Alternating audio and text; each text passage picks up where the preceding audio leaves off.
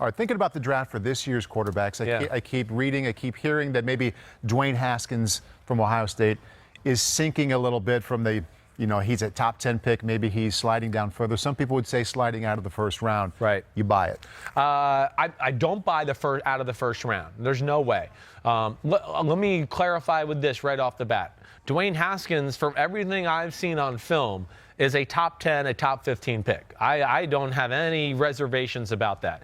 He's big. He's fearless in the pocket. He has a big-time arm. He has a very quick release. I know he's not that mobile, but he's got very quick feet in the pocket to readjust, which I like, okay? And you've heard me say Big Ben Roethlisberger is who he reminds me of in a lot of ways, because he can have people all over him, and he can still stripe a 20-yard in-cut down the middle of the field. What do you think the concern that's creeping up is? I think it's everything post-bowl game, really, to me. And you've heard me say this. I did not like the look of him at the Combine from all facets. Not only the way his body looked, but didn't think he dropped back in just some of the drills correctly, like he hadn't worked on it much. Then you cramp after 140 and don't run a good time at the 40 position. Hey, when you run 5.04 this day and age in the NFL position at quarterback, and then there's a guy like Quinnen Williams who runs a much faster time than that at 303 pounds at defensive tackle, people are going to be concerned. It's just a different world. They're no longer the pocket passers as sexy in the NFL. So I think that, let alone, like you've heard me say, the litmus test of he kind of failed the optics of the Combine, I think have teams concerned, and he's only played 1 year.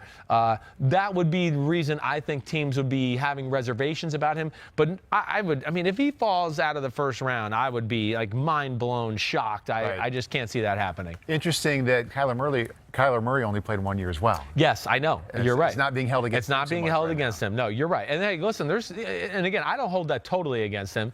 I hold it against him in like this with Dwayne Haskins.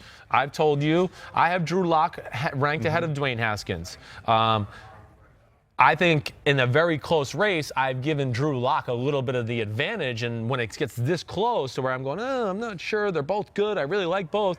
I'm going to give the guy the little bit more experience the advantage there. Right. And Drew Lock's played more football and been more big situations to where that can make me feel a little bit more comfortable. Dwayne Haskins, who was very raw at the beginning of the year and continued to grow, and we saw good things, certainly. But, yes, there's still probably more questions to be answered along those lines. And Drew Lock has played a lot more football. A lot more. About 3 seasons. Yes, right. 3 seasons and been the guy, and they've put a lot on his shoulders to carry the team and make big-time throws. And to me, I put stock into stuff like that because, it shows me, one, that the coaches think he's special to put all that on his plate and make plays happen. Yes, 2, he in the SEC, not a real good team. He was going to be dependent on a weekly basis to have to make some difference-making type plays for the Missouri Tigers to win football games. And he came through in a lot of those instances, or came through to keep the game close to where they didn't get blown out by the teams that were clearly better than them. And I give him credit for some of those situations too. It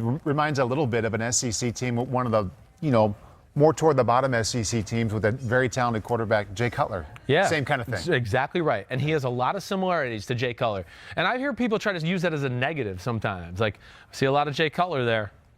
Like, okay. He had a nice career. He had a very nice career.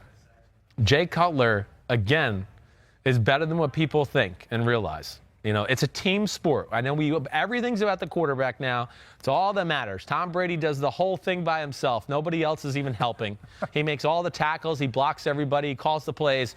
Nobody else. That's what we've gotten into this world. And I would go for Jay Cutler to defend him. I would go, he had unbelievable talent. And you look at the years when he was around quality offensive coordinators, Adam Gase and Mike Shanahan, he kicked ass. He's good. Okay? And other years when I can't even remember these people's names and their crap on offense and all that and things weren't so good, yeah, he wasn't that good. I understand that. But I think Jay Cutler's a little better than maybe the public gives him credit for. Are you done watching this class of quarterbacks, or you still have work to do? No, I still have work to do. I still have to, I always like to try to really do at least a deep dive into all the guys. And there's guys at the bottom of the list who I haven't done a deep dive on. Like, I know a little bit about, so I can talk about them when I get on radio appearances and things like that, but I haven't. There's probably like a list of 10 quarterbacks where I go, I've only seen cut-ups and tapes, and I want to watch some games and really get a feel for what this guy is. Games mean something. If you're just watching film and you're watching cut-ups and things like that, you're going to lose context of why things happen or what makes the guy special or what makes the guy not special. All of that matters as far as context clues in evaluating the players. And we're going to have Steve Palazzolo from Pro Football Focus here momentarily. You mentioned just a little bit ago that sometimes you agree with how they evaluate, and sometimes maybe you see it the other way. Yeah. Is there one sticking point where you're like, I do it this way, I see it this way, and these guys always see this first? Yeah, well, okay. I mean, and of course, we're going to have these conversations with Steve when he comes on. Yeah, numbers don't always tell everything, okay? Which numbers are you thinking? Well, first of all, again, if we're giving positive grades, okay, for completions and big play passing yards, okay, the quality of those plays matters to me. I don't sit there and go, oh, here's a pick play and some awesome design play by the offensive coordinator, and there's nobody in the screen for the quarterback to throw a 20-yard completion and he hits it. I don't go, oh, gosh, woo, man, good thing they got that quarterback. Yeah, great. Every high school quarterback in America made those throws.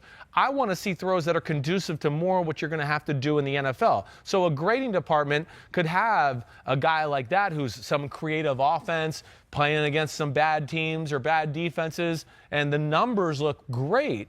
And you go there and, okay, yeah, our formula we used, this guy is one of the best, overall grades we have. Sure, okay, yeah, that's nice. But then there's, okay, let's say Drew Lock, where I want to go, man, yeah, there's some ugliness in some of these games statistically in numbers, but let's go back and watch Georgia and Alabama. Show me a receiver that's open in 45 in a row pass plays. There's nobody open, or I'm going to give more credit to, a guy stands in the pocket and throws a laser to a 20-yard in-cut through a tight window and kind of has people around him, which is very conducive to an NFL. I'm going to give that a lot more credit than the play like I just talked about where there's a slot receiver who gets a pick play and a quarterback's in the clean pocket and makes a throw that's accurate and nice, and that's all good. But on the grading scale, they're going to get the same grade? No, they're not. That's when experience happens, and you have to take into account the offense, the defense that's being played against, and yes, the degree of difficulty of the play and throw has to be valued into the ranking of that play and how that affects the numbers. Hi, I'm Mike Tirico, and thanks for watching.